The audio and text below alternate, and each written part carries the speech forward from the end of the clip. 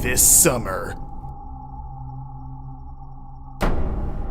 one man just won't shut up. He keeps talking about video games, and no one quite understands it. Marcus Stewart in The Rambling.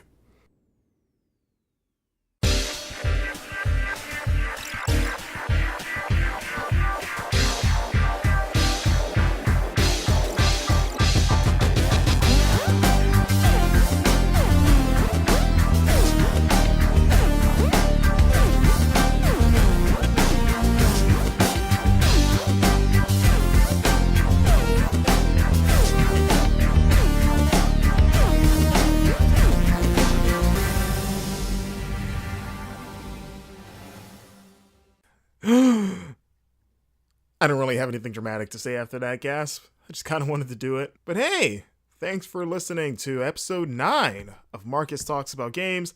I am your host, Marcus Stewart, and I am sitting here late at night. It is approximately late o'clock.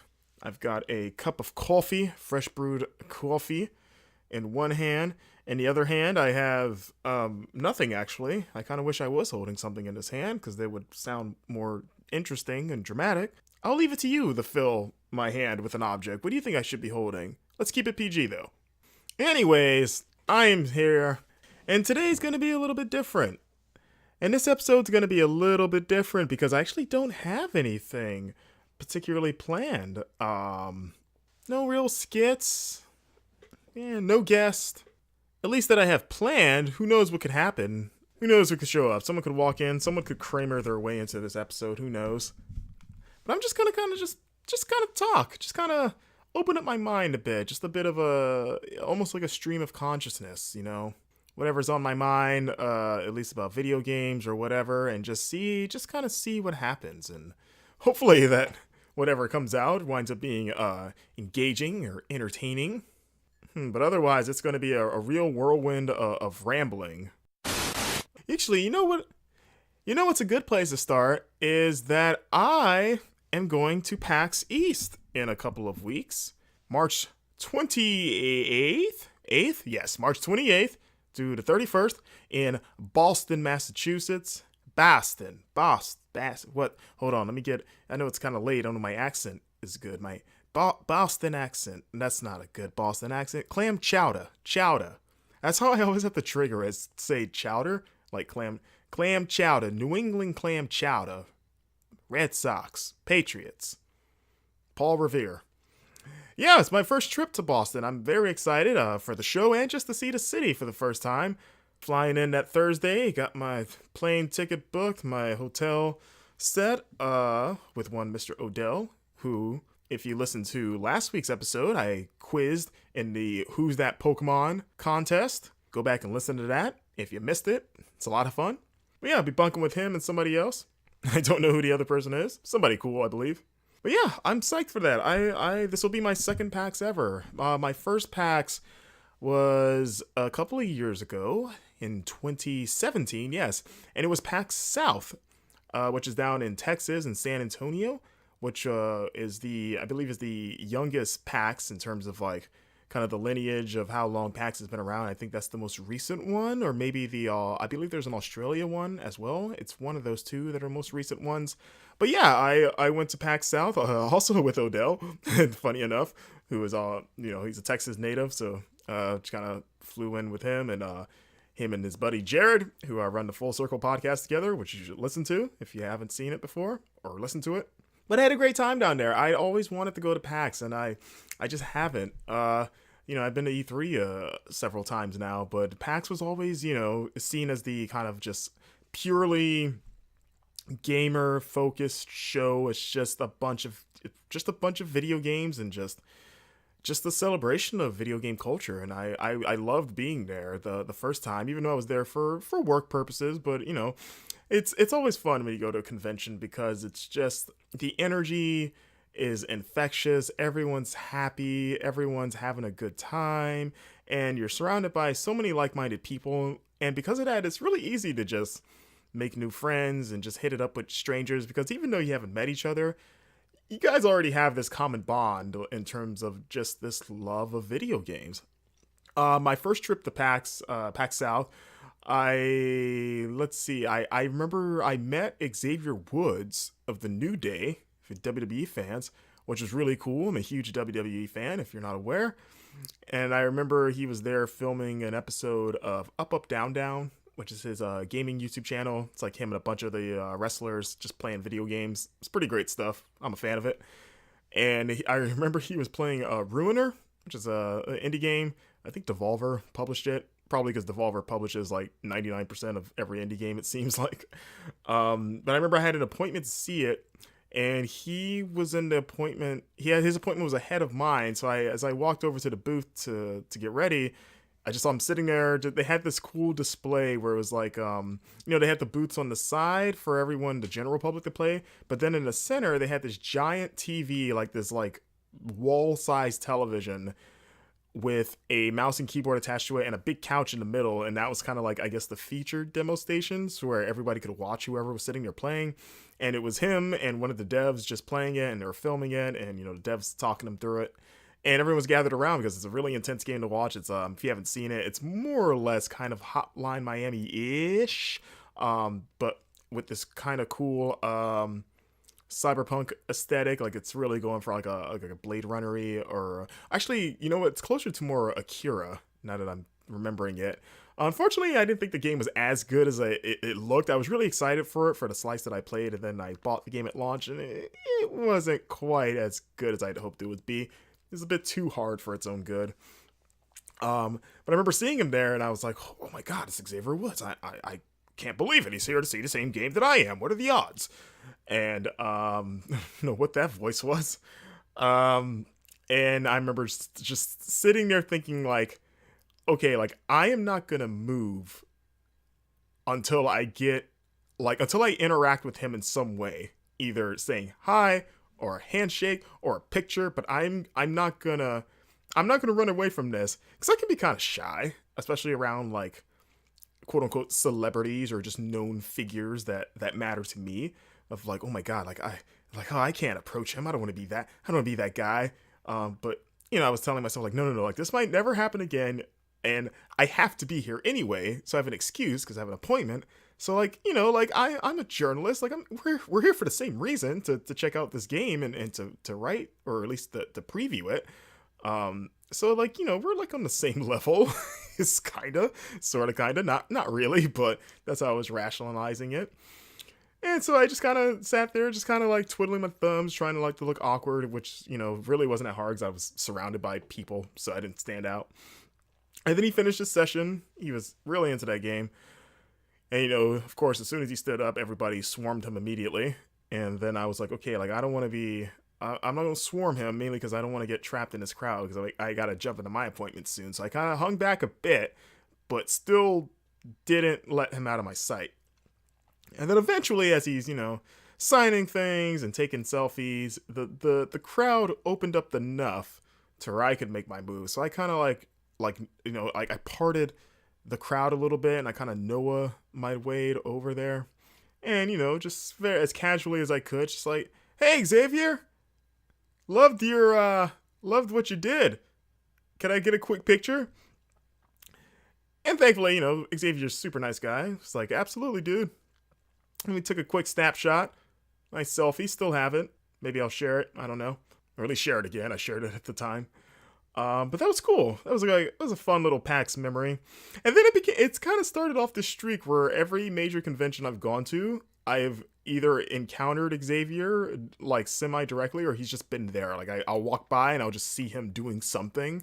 Like, E3 that same year, he was at the restaurant that me and my friends, like my writing team, went to after one of the show days. He came in and used the bathroom as one of my friends was in the bathroom. It's like, and he came back and sat down. It's like, I think Xavier Woods was using a urinal next to mine. I'm pretty sure.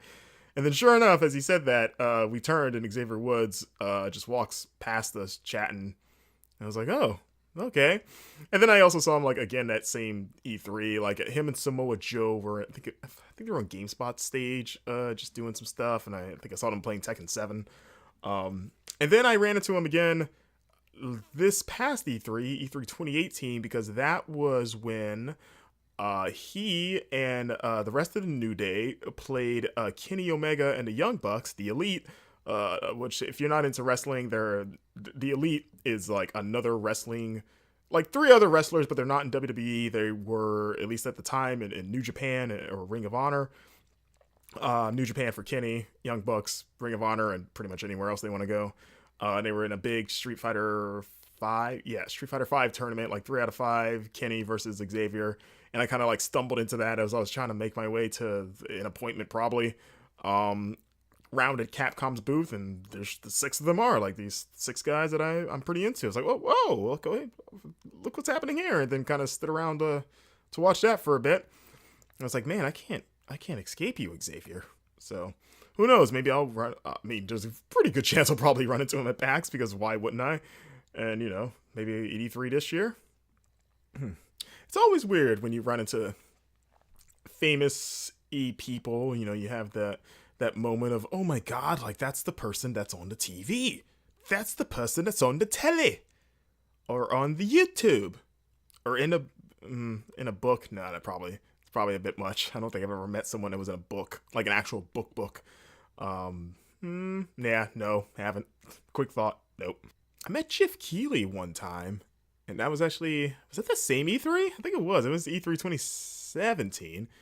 That dude's short. Jeff Keighley's a tiny man. I remember we were standing outside of the Staples Center, like me and my friends, actually. And one of them, actually Naomi Lugo, who's a co-host of the Best Games Period, a show you should listen to. I'm just going to be plugging everyone's podcast. Anyone I think of that I like, if I hear their podcast or come to mind, I'm just going to plug them because you guys should listen to them. I remember her and I were standing next to each other and just talking to other people. And then I kind of glanced over my shoulder, and I just see Jeff Keighley just standing there, just talking to some dude. And I was just like, oh, that's Jeff Keighley. And then, like, the most prevailing thought after, oh, that's Jeff Keighley, was, oh my god, he is tiny. Like, I never thought he was, like, a huge dude, but, like, he is significantly shorter than me. And I'm 6 feet. He's probably, like, 5'10"? 9 maybe? 5'10", probably like 5'9". That sounds about right. And then I had the moment with Xavier of like, man, like I want to say hi, but like I don't want to just be that guy. But then again, it's like, okay, well, if I die, I don't want to, like, when am I ever going to meet Jeff Keighley again? At least, probably not till I get my game award for best podcast. But until then, I should take this opportunity. So, I turned around and I was like, hey, Jeff. And again, he was super nice. And, we started chatting him up, and then the rest of us joined in and we're asking him about stuff. We're like, hey, how's E3 going? He told us like, oh, great. He's like, oh, but I think he told us like right after the show, he was going to have to go to a meeting to start planning for that year's Game Awards. And he was like, oh man, exhausted. Like, it never stops. And we're like, oh, wow, that sounds like a lot of work, but good job, man. You're killing it. I don't know. Probably said something dorky like that. Thankfully, he did not call me out for being a dork.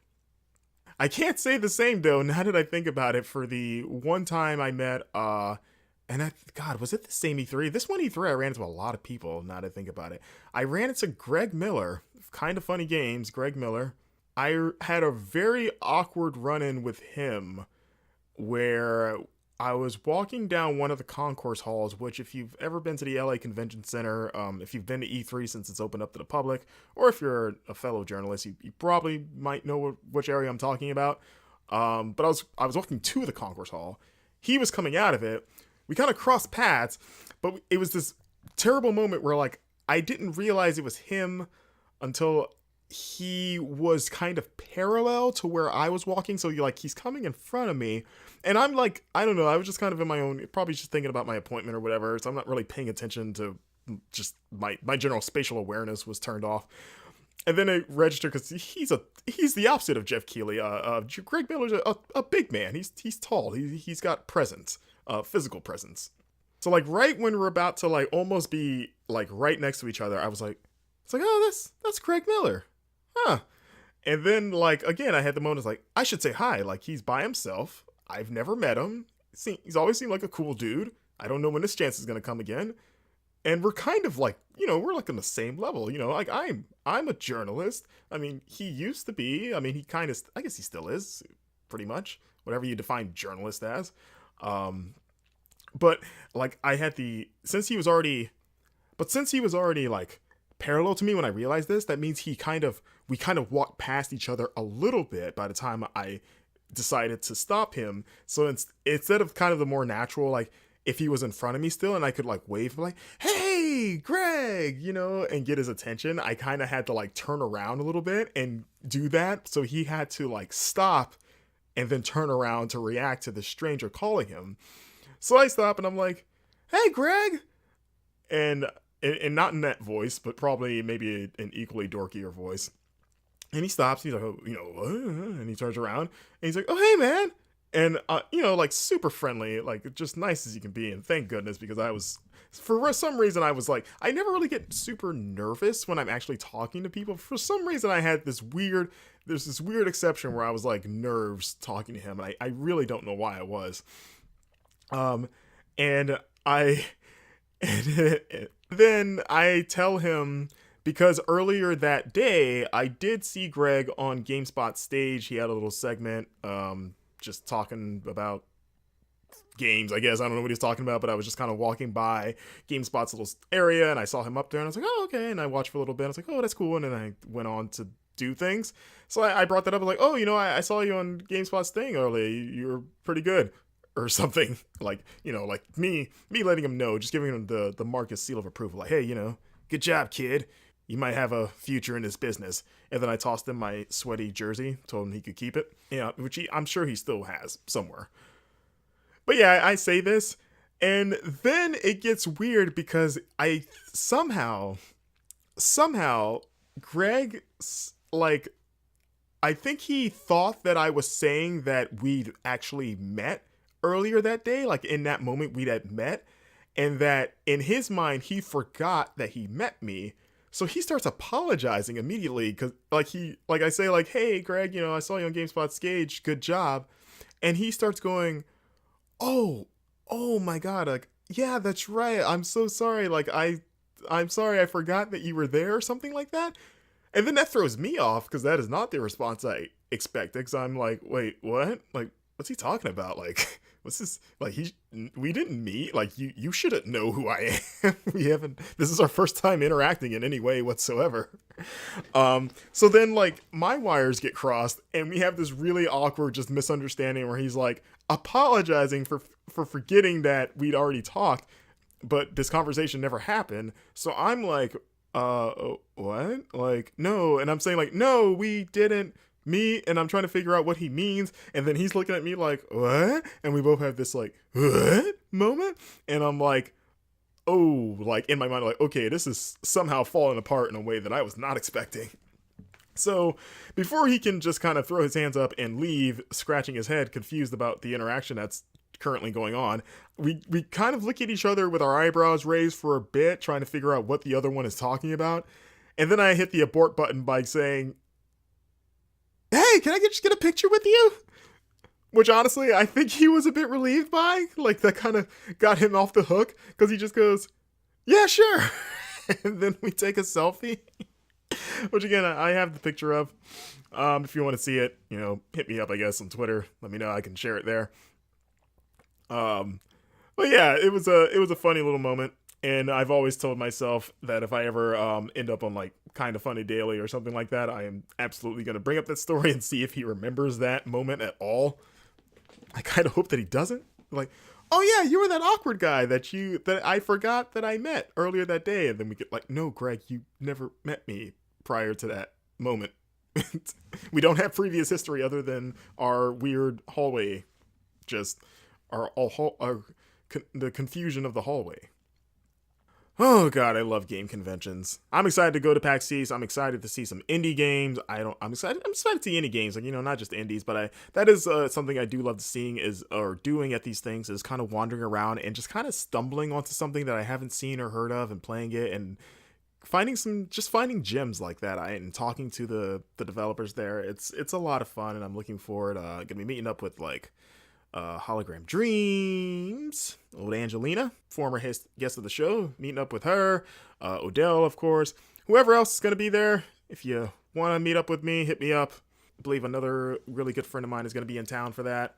And I'm excited to see Boston. I'm going back and forth because I'm definitely going to be on the show floor Friday, and then Saturday I'll probably pop in maybe for a bit, but I actually just want to take a day to just tour the city because I've kind of want to use these conventions as a chance to actually see the cities I'm in, because every year that I go to E3, it's the only time that I've ever been to LA is for E3. I've never been for any other reason. So I'm always there for work. Like I'm always kind of confined to that downtown area because that's my only focus is going there for that almost a week and taking the same, shuttle ride or walking to up and down that street, seeing the Staples Center and going into the convention center. The only time I ever deviated from that was E3, 2016? 2016? I think it was, or 2017. It might have been 2017, where I was gonna try to cover EA Play, but they held their offsite event, or at least that year they had it in Hollywood, and it was a day before. Like it was that weekend before the actual show floor opens up that Tuesday. It's that like the weekend where like a lot of at least the lot of the other press conferences go on, like Bethesda and EA, Devolver. So I had to fly in a day earlier than my writing team, or like a few days earlier, because we all came at different times. But I was there. I was in the city before anyone, and had to get an Airbnb just in Hollywood. And it was cool because I had a chance to go to Hollywood. So I got to see the Hollywood sign and walk down like the Walk of Fame, see the stars, and see like the Chinese theater. So I was like, oh my god, this is so cool, And then EA Play wound up being a disaster because I wound up not being able to get in and waiting in line. But then I did get a chance to write a really detailed piece explaining that whole story.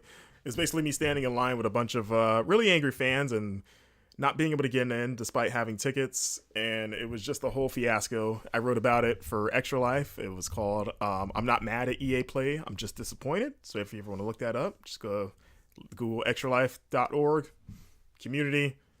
I'm not mad at EA Play, I'm just disappointed, if you want to read the entire rundown of that debacle.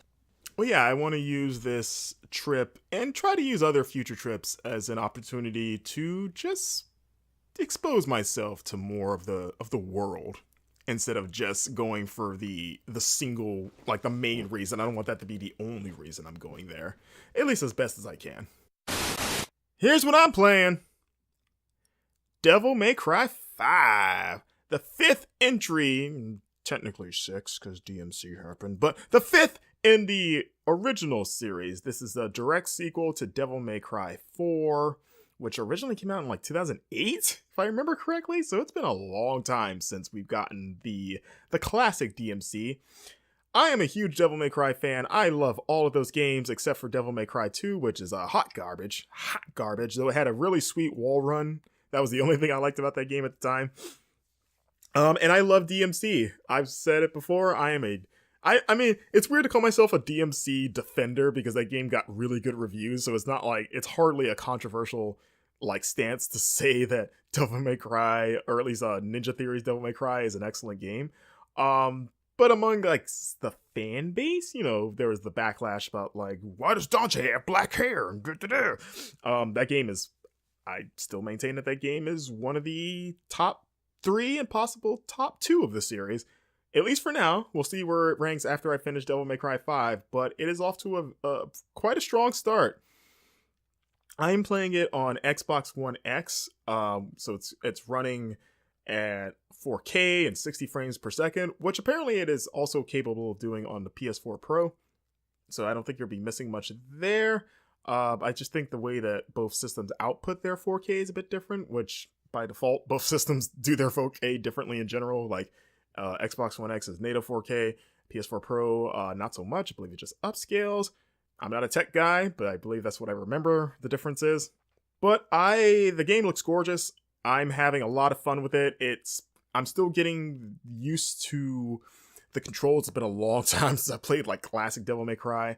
And then there's also the new mechanic, the Devil Breakers, which is the detachable arms that Nero has. Because of course his demon arm gets severed, and he gets a cool robot arm. He's almost like Big Boss in Metal Gear 5. Just goes around rocket punching people. I think that the arms so far, they seem cool. My only problem is that, and maybe I just haven't figured it out yet, but maybe this is just part of the game, but I can't seem to just be able to switch between the arms, like to toggle which arms I want to use. You seem to only be stuck using whatever one is currently at the front of your loadout. And the only ways you can access the other arms in your inventory is if you run out of whatever arm is like in front, basically. And I've been trying to figure out if I can just cycle through the arms on the fly of like, okay, I want to use my Mega Man cannon. Like I have the Mega Man Buster cannon, which is actually a really good arm. It's not even just, it's cool looking and it's goofy, but it's actually, it might be my favorite arm so far. It's genuinely really helpful. So I'm like, okay, I want to use my Mega Man cannon now, but I've got this, the Jabarth or whatever it's called, like in front. So like, do I have to run through these first before I can get to that? I don't want to just waste these just to get to the one I actually want to use. So I have to tinker around and maybe just look in the menu to see if there's which buttons cycles, because it's not the D-pad, which is what I kind of assumed it would be. But if you can't cycle through it, that seems like a problem. But the abilities seem cool. There's a fair amount of nuance to it in terms of like the charging of the arms and timing that right, because you can like hold down the B button or the circle button if you're playing on PlayStation and charge up the arm for like a super special awesome mega duper super duper mega attack, and it'll do a lot of damage, but also shatter the arm immediately. But you can also have the arm shattered if you're charging up for your super duper mega super awesome ultra instinct arm and you get hit by an enemy, that'll instantly break the arm too. So you kind of have to pick your spots about when you're going to charge that thing up, which I think is pretty cool. I like that kind of risk reward thing. It's cool to play as Nero again, but it's weird that we haven't had a game, at least in the traditional series. Obviously DMC is, exempt from this, but we haven't had a game that just fully stars Dante since Devil May Cry 3. Like 4 was Nero and then half of it was Dante, but even the Dante stuff, you were just backtracking through places you'd just gone as Nero. And then this game, like I believe you do control Dante at some point. At least that was the impression I got. But Nero is kind of the central figure, and Dante is kind of the at least at the moment he's kind of the objective, the MacGuffin almost. And it's weird that series is kind of dangled Dante as like this carrot of like, oh, he's here, but you don't get to use him, even though he's like the face and like the main, the face of the franchise. I don't know. I don't know if that struck me as odd or it kind of almost slightly frustrating of like, well, I like Nero, but I just want to be Dante. Like I want to go around and just use my rebellion and ebony and ivory. Let's rock, baby. I want to say all those things. And Nero is kind of, I don't want to say Dante light, even though that might be accurate. Like I think he has enough of his own kind of personality to not feel completely like a Dante clone. There are certainly moments where he is, but I think there is enough of a nuance to where he feels like its own character. But I just want to be Dante. And I don't know why Devil May Cry post 3 is so hesitant to just give us the Dante. Give me the Dante. That's my new campaign per platform for 2020. Give me the Dante. But yeah, I'm about two missions in. I'm at the start of the third mission, so I have a very long way to go. I started playing it late last night. There's a good chance I'll probably play through the third mission right after this. Despite the late hour, I like that game a lot, and I wanna get back to it. So it's really cool that these kind of games still exist, like the character kind of third-person stylish action games. It's one of my favorite genres, like this, Like Bayonetta, God of War, I kind of lump in there too. The 3D Ninja Gaidens, like I'm a huge sucker for those kind of games. And it's really cool that this year I've gotten 2 games that seemed like they would not happen, or at least not happen for a while, in Kingdom Hearts 3 and this. And it's just like I'm a huge fan of just a video game ass video game, which Devil May Cry certainly is. It's just like I'm gonna go around and slice up some demons and do cool stuff and get a bunch of S ranks and just air juggles and just all this dumb shit. I care about the story. Like I've invested in Devil May Cry enough to care, even though like I'd say most of those games, the story is pretty inconsequential or just silly. It's just goofy popcorn, just stylish, just nonsense. So it seems like they're going, at least so far, it seems like they're injecting, I don't want to say, I guess you could say substance into the plot. I think V is an interesting character. He looks just like Adam Driver. Like, am I the only one that thinks that? He definitely has like a Marilyn Manson thing going on, but like his face is, it just looks like Adam Driver. Like, I was like, if this ever becomes a live action film, there's your easy casting choice. Like, just Kylo Ren with tattoos all over his skinny little body, with his with a black coat and a crow that talks and is like a real smart ass. Played by Gilbert Gottfried. Oh my god, they should have had Gilbert Gottfried voice the crow. That should be a DLC option, because so I bought the special edition of 5 that comes with those ridiculous live action cutscenes, because I rarely buy special editions of anything, but that was the one time that put me over the edge. It's like, okay, for $10, I want those. And if you don't know what I'm talking about, they have an option if you get this special edition where you can replace all the cutscenes, or at least some of the cutscenes, maybe it's not all of them, with live action kind of like the what's the word I'm looking for? I know the word. Like kind of the practice scenes, like when they were just kind of motion capturing everything. So it's like people, like the actors cosplaying as the characters, like, okay, this guy's supposed to be Nero, and then just a bunch of cheap effects because they're just kind of planning out how the scene's going to lay out. So it's like, okay, we got this cardboard box here to represent the van that Nico drives. It's going to go over this hump and it's going to do like a big barrel roll. So we have a cardboard van tied to like a stick, and we're just going to roll it on this camera, and the boom mic is in the shot, and just the crappiest looking thing, just the bare bones outline of what the scene's going to be. Like, you can literally replace the scenes with those. You can look up a trailer of what I'm talking about on YouTube, because it's something you need to see to believe. And I was like, yeah, I need to have those in my life. So yeah, they should, since they're like silly enough to do something like that, there should be a Gilbert Gottfried voice pack where I can replace all the dialogue from V's crow or raven. What is the difference between a crow and a raven, honestly? But with Gilbert Gottfried, like, just like emo Iago. No, that's not gonna work. I'm trying really hard to combine those two words into like some sort of play on words. It's failing miserably. But yeah, Capcom, you guys are pretty big on DLC and, just monetizing things. Make that happen. I will throw $5 for a Gilbert Gottfried voice pack. But yeah, looking forward to playing more of the game. I'll talk about it after I have done that. Also playing more of Ape Out. That game's still a lot of fun. I just got to the third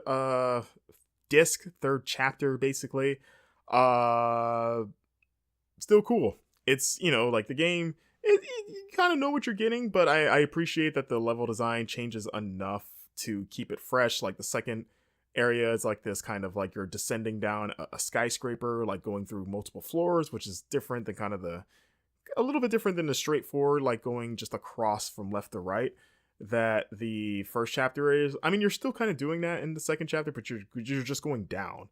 It's hard to explain, or I'm just bad at it. Maybe it's not so hard. But that game's a lot of fun. I was laying in bed last night, just banging that out. I've also been playing more Tetris 99 because they have that, or at least at the time of this recording, I think it's wrapping up tomorrow. This is Saturday that this is being recorded, in case you want to kind of peek behind the court curtain. They have that event going on this weekend where the people that win, I think it's if you win the most games in Tetris 99, you get like a $10 eShop credit, which is a really cool deal. Like, I think that's really cool. Like, that makes me, I love when online games do little events like that. Like, for the first Splatoon. I was really into all the Splatfest for a hot while. The Overwatch like holiday and just random events is another good one. I hope Apex Legends does stuff like that because I've already played that game too much. So give me more reason to surrender most of my free time to it. But yeah, I played a ton of Tetris 99 that same night that I was playing Ape Out just to try to get that first elusive win. I still have not won a match yet. I did do my all-time best last night where I got to 22 overall. I think I just need to get better at Tetris, which reminds me that I haven't played Tetris Effect in a while, and I'm getting towards the end of the journey mode. I should get back to that. But I don't know how to do a T-spin. I keep hearing the name T-spin, and I don't even know what that is. I've been meaning to watch like a YouTube tutorial because those seem very important in like expert tier, and maybe would be the difference between like not winning a game and winning a game. So I need to figure out what that is because like I've loved Tetris and I've played Tetris my own life, but it's always been kind of casual. Like I've never played Tetris super duper competitively, and I've never like gone out of my way to learn any like expert level Tetris strategies. But between Effect and especially Tetris 99, since I'm facing players that very much know what they're doing, I feel like that's at least one technique that I should learn to kind of measure up. But I'm having a blast with Tetris Effect.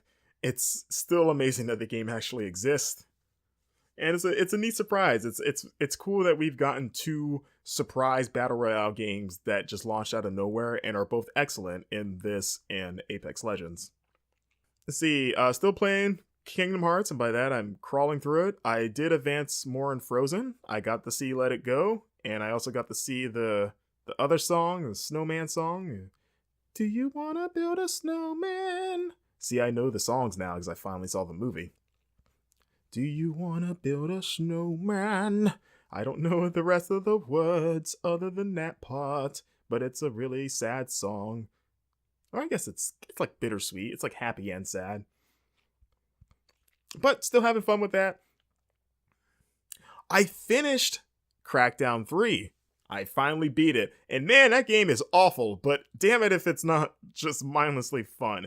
But my god, that final boss fight is the most underwhelming thing I have seen in some time. Like, I don't want to spoil it, but I am shocked at how easy and just anticlimactic that game wraps up. And it's already a pretty short game at like I said, like maybe 5 or 6 hours if you just barrel right through it, which you may as well do because there isn't all that much else to do. Again, I would not recommend ever paying for that game, but if you have Game Pass, why the hell not? Throw on your favorite podcast and go throw cards at things. It's good enough for that, but it is repetitive as hell. The boss design largely is uninspired and also very repetitive. And man, we're not going to get another one of these, are we? I don't know how well this game sold. I don't know if Game Pass like engagement counts for anything. Like what if Crackdown sold like dirt? Like if nobody actually bought the game, but what if a ton of people played it through Game Pass? Like, does that metric mean anything? I mean, do they make like a percentage back? I think that they do. That was the impression I got with like Game Pass, is that any titles that are on it get some form of like cut because, to make up for them offering the game not necessarily for free, but close to it. So I wonder if they're like, well, a lot of people decided to fire this up, so that's got to mean something. So maybe we'll let you make Crackdown 4. But yeah, like I get, like they're asking like what a Crackdown 4 looks like. Like I feel like if you want like a better version of one of these, you would play Just Cause. Because, Just Cause is different. Like, you're not like a superhero per se, but it's as over the top. Like, it's another just explosive sandbox where you're doing all this ridiculous, dumb crap. It's, like stunts, basically. You're blowing up everything. You're just doing a bunch of just unrealistic, dumb crap. But Just Cause has a better track record than Crackdown, even with 3 being kind of received kind of lukewarm, and 4 a little bit mixed too, but generally still better received than the last two Crackdown games. So in a world where Just Cause happens, like, does Crackdown have a place still? I like to think so, because I think that the skeleton is a viable one, which is what Crackdown 3 very much is a skeleton of a game. And it's like, man, if they had beefed this up with some more genuinely unique ideas and variety, this could be a contender for like one of 2019's best games. But as it stands, it just feels like this relic from 12 years ago that is only fun if you turn your brain off for a while. And even then, it's impossible to ignore just how bare bones the experience really is. So I'm kind of happy I played it, though, in a weird way. It's funny because like that game is like not good, but I've played it or spent more time with it than I have like Kingdom Hearts 3 or Metro Exodus, the latter of which I haven't gone back to since I started it. And not because I'm not looking forward to getting back to it. It's just kind of timing and, like sometimes you just, because of things happening, you kind of fall off a game for a little bit, even if the game is good. Like I'm still very early in Metro Exodus. But another reason I haven't played it is because I actually got so I write for Screen Rant. I think I've said this before. Do video game news over there. If you want to go, I guess check out my writing exploits. But I'm also reviewing a game for them right now, which I can talk about because the embargo is past, and it's not a huge game anyway. But it's a game called Eternity: The Last Unicorn, which is on PS4. It might be on other platforms. And an early preview of what the review will be. It is a bad video game. It is very bad. It's been a hot minute since I played a game this bad. I won't go into too much detail because that's what the review will be for, but it is broken, basically. Like, not only is it just kind of shoddily designed, but its biggest problem is that this game is broken. It does not work the way as intended, and that makes playing it quite a chore. And I have to play all of it. But it's reminded me that playing bad games, as much of a pain in the ass as it can be, I've always felt that it's an important thing to kind of make yourself do now and again, because it makes you remember what a bad game is. I feel like if you play only like critically acclaimed titles, that you kind of lose sense of what separates a truly good game from a truly bad game, because if you only play the stuff that's good, you can kind of tend to crap on something that is genuinely good, but because you only play excellence, like something has to be the worst thing. Like if I play 3 games that are Game of the Year contenders, one of them's got to be worse than the other one. Like there has to be first, second, and third. One of them's got to get the bronze medal. And then that's when you can kind of get a little overly nitpicky because you're like, all is excellence, just the best. So when you play something that's genuinely just a piece of garbage, it kind of rebalances your perception and range of what makes a good game and what makes a bad game. And I used to play a lot of bad games intentionally, almost for sport. A few years ago, like when I was in college, I went out of my way to play just awful games, just to challenge myself to see if I could finish them, kind of testing both my skill as a gamer and just my patience. So during this spree, I played Sonic the Hedgehog 2006 to completion. Game is awful, and to make matters worse, I stopped a playthrough, or I paused a playthrough of Ocarina of Time, my first ever complete run through of Ocarina of Time, to play Sonic the Hedgehog 06, which a good friend of mine at the time was basically going to shoot himself over, like just because of the ridiculousness, just the pure blasphemy of what I was doing there. I also played Vampire Reign, which is a really horrid 360 game. Might be on PS3. I hope not. Really should only be on one platform, just to expose itself to as least amount of people as possible. That's another game. Kind of reminds me of the game I'm currently playing a little bit, and just how just completely broken it is and overly hard. I played Bullet Witch, which is also in a camp of just being broken and just weird design decisions, and I don't think it was hard, it was just bad. Like, this game was relatively kind of a breeze, but it just felt like the game was being held together by chewing gum and a prayer, and it felt like the devs just wanted to get it over with as soon as possible, so they just kind of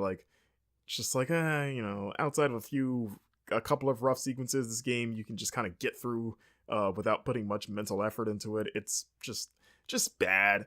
It's another bad game. I reviewed remember Sonic Boom?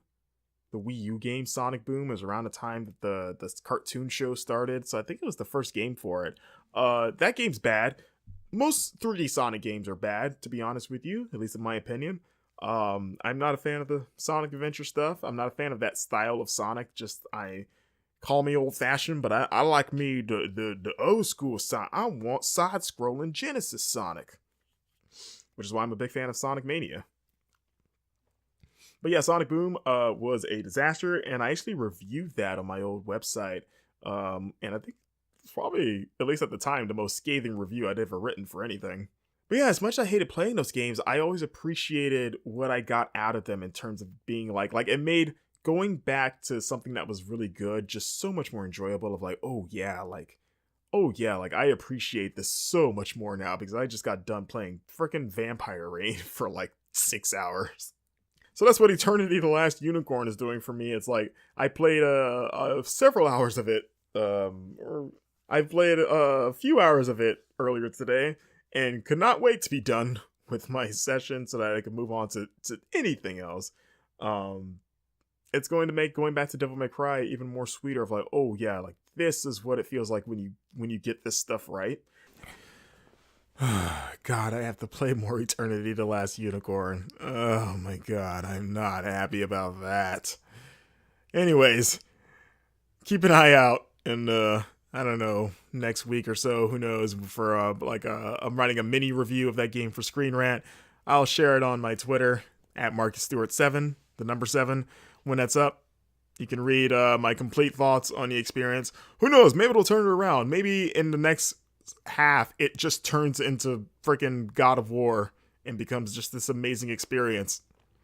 That's probably not going to happen, but you never know. Trying to keep the light of optimism alive, if nothing else for my own sanity. Man, I should really get sponsors for this show. Who would sponsor me? Should I get another game? Like a game related business, but there might be a conflict of interest there though. I should do like other podcasts I've listened to where they get like mattresses or male enhancement, energy boosting supplements, something like that. Who do you get for that? Is there like a job fair but for sponsors where you show up with your, there's a bunch of sponsors sitting around and you just kind of show up with your thing that you want sponsored and you're like, hey, I got this show here that, it's not the most popular show, but some people listen to it. I mean, there's probably more people listening to this show than playing Artifact right now. So can I plug your shave butter on this show? Would that be cool? And you give me money to do some more ridiculous things that I cannot disclose at this time. And then said sponsor goes, well, I suppose you can do that. Hold on a second. That's not what my sponsor would sound like. In fact, that sounds like my old alter ego, who I haven't heard since I had a PSP and was talking about Spider-Man 2 and watching it and bragging about it and driving everyone around me crazy because I couldn't stop talking about Spider-Man 2. It's you, isn't it? You're back. Yes, it is I, Stuart Marks, you can call me. I have laid dormant inside of you all of this time, ever since you decided not to use your PSP to watch Spider-Man 2, which is available on UMD. Did you realize you could watch Spider-Man 2 in the palm of your hands? Yes, I do. I've already told this story. I think it was episode 7. But what are you doing back? I haven't even taken my PSP out of the box in years. What are you doing? Ah, yes, good sir. That is true. You have not touched your PlayStation Portable in some time. But I do not need to attach myself to such a device no longer in order to communicate. For you see, I have lied dormant inside of your heart for many years, unbeknownst to you, plotting my next move. planning for the right time to reveal myself once again. Are you saying you're kind of like Bakura in Yu-Gi-Oh, where he kind of sat inside the Millennium Puzzle for like 200 episodes before making a move in the final season? Yes, the very same. I appreciate that reference. Do you remember the Yu-Gi-Oh game you had on the PlayStation Portable? Yes, I do. What are you even doing here? What do you want? I'm here to help you. You see, if you want more listeners on your show, you need to brag about it a bit more, which is where I come in. You see, all of the people that knew that you had a PlayStation Portable back in 2005 was because of me. I gained you so much popularity, so much notoriety, because the trick to attaining such things is to never shut up. Rub it in people's faces, let them know what you have and what they do not have. You have your own show. You've put it together all by yourself. It's quite impressive, really. But why aren't you rubbing it more in people's faces? Why don't you let them know that you not only have your own platform, but that they are lesser for not having one? I'm not sure I like where this is going. I didn't think you would, which is why I have decided to take over the show for the time being. Hello! My name is Stuart Marks, a bigger show-off than Dolph Ziggler ever wishes he could be, and you should listen to what I have to say. Have you ever seen Spider-Man 2? I have it on the PSP. It's an entire Marvel movie in the palm of your hand. Long before the Marvel Cinematic Universe was established, you could hold a piece of it in the palm of your hands. And I had one, and you did not. How does that make you feel, listeners? How does it make you feel to know that I not only have my own show, it's my show now, Stuart Marks, but that I also have the much coveted, expensive, state-of-the-art PlayStation Portable handheld device? And now that you know that I own a PlayStation Portable, my work here, once again, is done. You are now free to dry your tears of envy and bask in my glory. Thank you. Does anyone remember Lollipop Chainsaw? Okay, maybe it's just me. You know, I don't even remember it, but I'm pretty sure Crash Bash is a better game than Mario Party. Just saying, you know, it's just what I believe, man. Just don't tell me what I'm saying. EA's not having a press conference at E3. Yeah, okay, yeah, I guess, yeah. Why are we talking about Grookey and not Score Bunny? And I think that's gonna wrap up whatever the hell this episode was. It was the rambling. Yes, I'm aware. Why are there so many voices on this show? Anyways, if you want to let me know what you thought of this abomination of an episode, you can let me know on my Twitter account. Hit me up at MarcusStewart7, the number 7, as always. And be sure to like, share, and subscribe to this show if you still feel inclined to after this mess. You can do so at YouTube at Marcus Makes Media. That's the name of the channel, as well as Marcus Makes Media on SoundCloud. For iTunes and Podbean, you can look it up at Marcus Writes About Games. As I said before, you can find me on Screen Rant, writing about game news, and my soon-to-be-published review of Eternity, the Last Goddamn Unicorn.